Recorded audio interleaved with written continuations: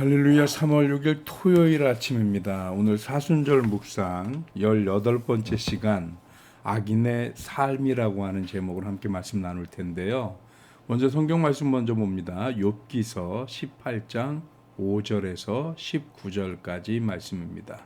같이 읽겠습니다. 악인의 빛은 꺼지고 그의 불꽃은 빛나지 않을 것이요 그의 장막 안의 빛은 어두워지고 그 위의 등불은 꺼질 것이요 그의 활기찬 걸음이 피곤하여지고 그가 미련한 꾀에 스스로 빠질 것이니 이는 그의 발이 그물에 빠지고 올가미에 걸려들며 그의 발 뒤꿈치는 덫에 치이고 그의 몸은 올무에 얽힐 것이며 그를 잡을 덫이 땅에 숨겨져 있고 그를 빠뜨릴 함정이 길목에 있으며 무서운 것이 사방에서 그를 놀라게 하고 그 뒤를 쫓아갈 것이며 그의 힘은 기근으로 말미암아 쇠하고 그 곁에는 재앙이 기다릴 것이며 질병이 그의 피부를 삼키리니 곧 사망의 장자가 그의 지체를 먹을 것이며 그가 의지하던 것들이 장막에서 뽑히며 그는 공포의 왕에게로 잡혀가고 그에게 속하지 않은 자가 그의 장막에 거하리니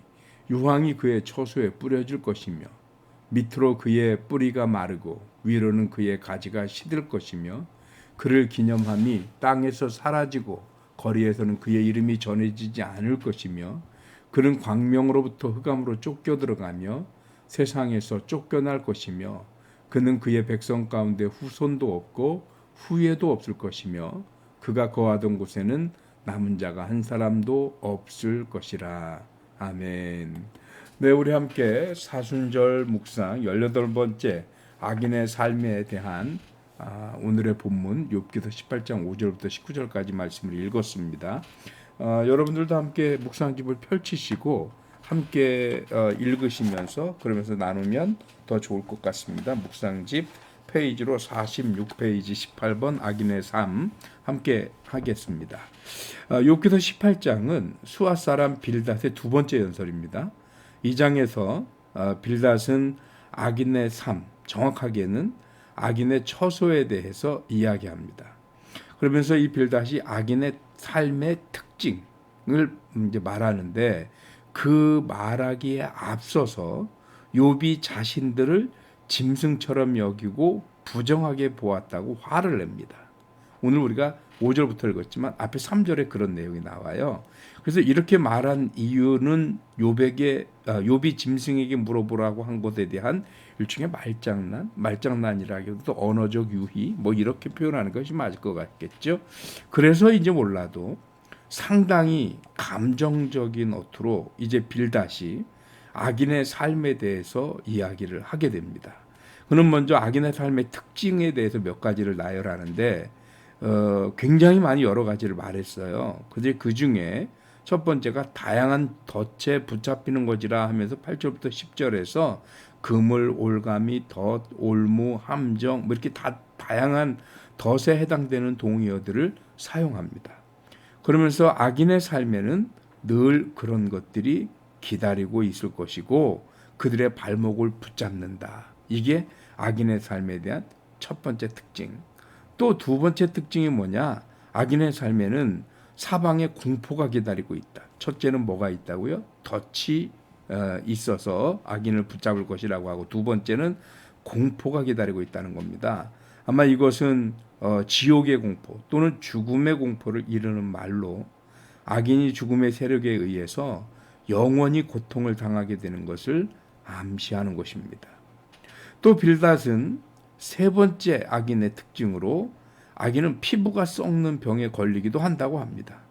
여기서부터 뭔가 솔솔 냄새가 나죠. 뭔가 감정적인 어느 누구를 목표로 하는 대상으로 하는 그런 비난처럼 들리기 시작을 하는 겁니다. 왜냐하면 욥이 당한 고난 중에 욥이 가장 힘들어한 것이 피부병이었잖아요. 그런 것 때문인 거죠. 이처럼 빌닷은 악인의 처소와는 유황이 뿌려질 것이라고도 하고요. 또 유황은 아래에서 올라오는 불의 세력으로 삶의 뿌리까지 태워서 그 어떤 것도 결실하거나 누리지 못하게 한다라는 표현도 합니다. 이 말은 뭐냐면 악인이 가진 모든 것은 다 불에 타 없어질 수밖에 없다라고 얘기를 합니다. 마지막으로 빌닷은 고대 근동에서 악인이 당하는 재앙 중에 가장 큰 재앙 두 가지를 언급합니다. 그 중에 첫 번째가 뭐냐? 자손이 없이 죽는 것. 욥의 10자녀가 다 죽었지요. 둘째는 후손에 의해 그의 이름이 기념되지 않는 것. 후사가 없으니 또는 후예가 없으니 이름이 기념되거나 전해질 수가 없는 거죠.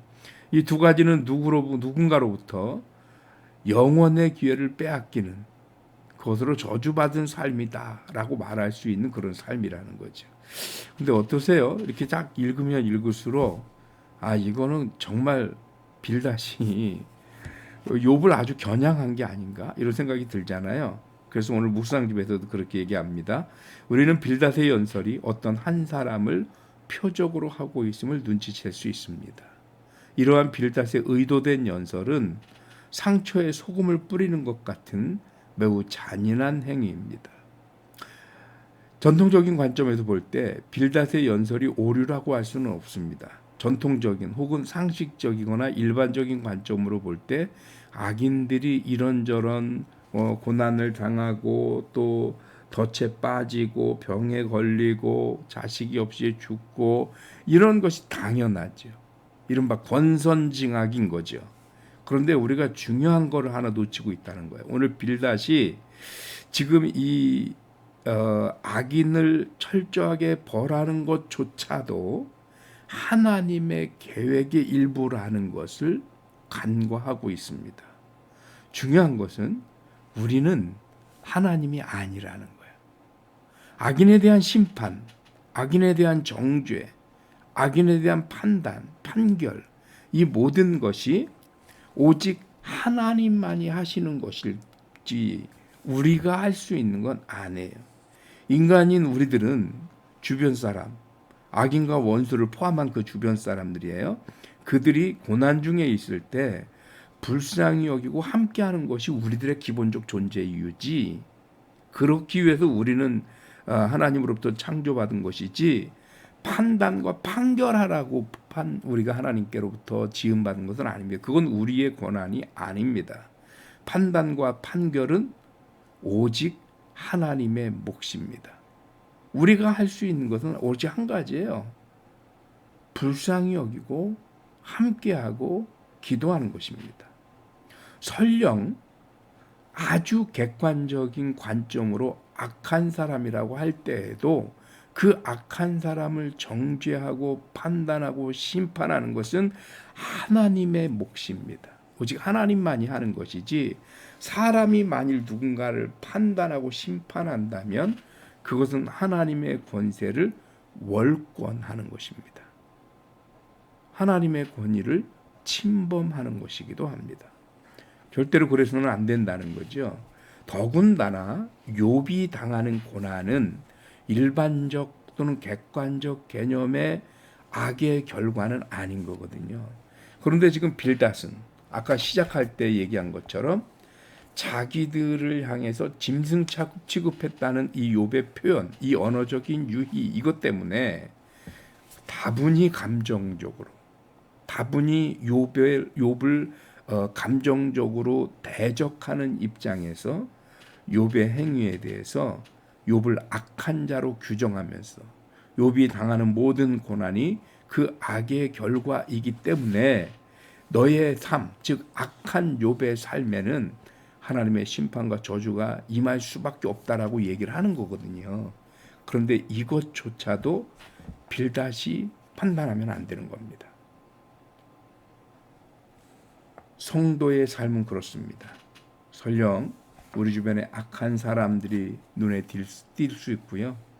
더러는 그렇게까지 객관적 입장에서의 어떤 형사처벌을 할 수 있는 악당이 아니더라도 서로 불편한 사람, 서로 이렇게 마음이 잘 안 맞는 사람 있을 수 있습니다. 그리고 또 내가 객관적으로 아무리 봐주려고 해도 도저히 봐줄 수 없는 사람도 있어요. 그런데 그들이 당하는 고난, 그들이 당하는 고통이 내가 생각했던 그 판단 기준에서 어긋났기 때문에 받는 고난은 아닌 거죠. 그것은 하나님의 고난이고 하나님의 몫이니 하나님이 하시는 일인 거죠. 우리는 그들을 판단할 수 없습니다. 심판은 더더욱 안 됩니다. 우리는 그들을 불쌍히 여기고 오히려 위에서 기도해주고 그들의 아픔을 함께하는 것이 인간에게 허락된 고난입니다. 우리 주변에 있는 이들이 고난을 당하거든 그 사람이 잘했든 잘못했든 그것을 판단하고 심판 보려고 하지 말고요. 일단 그의 아픔을 위로하고 위에서 기도할 수 있는 저와 여러분들이 되어주시기를 주님의 이름으로 축원합니다. 기도하겠습니다. 하나님, 때때로 우리들은 사람들과의 관계 속에서 너무 쉽게 감정에 치우치는 모습을 보일 때가 많습니다. 내가 그 사람 때문에 유익이 있느냐 없느냐, 기분이 상했느냐 안 상했느냐, 내가 무시를 당했느냐 안 당했느냐를 가지고 우리들이 가지고 있는 일반적 개념, 일반적인 가치를 그에게는 좀 더 가혹하고 엄격하게 적용하면서 나도 모르는 사이에 심판하고 판단하고 저주하는 우리들은 아닌지 모르겠습니다. 오늘 빌닷이 다분히 감정적으로 욥을 비난하고 심판하는 것을 보면서 깨닫기는 심판은 하나님의 권한이지 인간의 권한이 아님을 깨닫게 됩니다. 하나님, 우리 주변에 있는 이들이 어려움 당할 때 그가 잘못해서 그렇다고 심판 보는 것이 아니라 먼저 그 아픔을 헤아리고 기도할 수 있는 성도의 모습을 갖게 하여 주옵소서. 오늘 토요일입니다. 이렇게 새벽 말씀을 나누고 내일 거룩한 주일 우리 다시 교회에서 예배를 드릴 때 기쁜 마음으로 만나서 서로를 판단하고 정죄하는 우리들이 아니라 이해하고 사랑하고 하나 되는 모습으로 예배드리고 교회 공동체를 세워가는 우리들이 되어지도록 주님 함께하여 주옵소서. 감사하고 예수 그리스도 이름으로 기도하옵나이다. 아멘. 아멘. 새벽 예배 마쳤습니다. 사순절 묵상 18번째 날이었고요. 내일 사순절 세 번째 주일이자 19번째 날 우리 함께 만나서 주일 예배를 드리겠습니다. 승리하십시오. 내일 뵙겠습니다.